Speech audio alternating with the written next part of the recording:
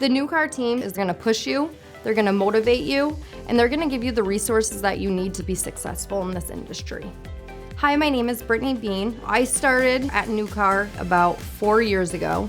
I came from the massage world, but I just wanted something a little bit more steady so I could provide for my family. When someone says you can't get a customer into a vehicle, I'm not okay with that. I want to figure out what do I need to do, how can I do it, and how are we going to fix this and move forward. Nucar has been great. They've sent me to school to actually better myself in this career. I was one of the first ones here that actually got to go to their finance school and graduate from it, and it really meant a lot to me because the company was standing behind me and believed in me and what I could do in my career. As a mom, if there is something going on at the school, like a sports function, they do make that time for me, and I can't express how great that feels to be able to watch my children achieve their goals as I'm achieving mine as well.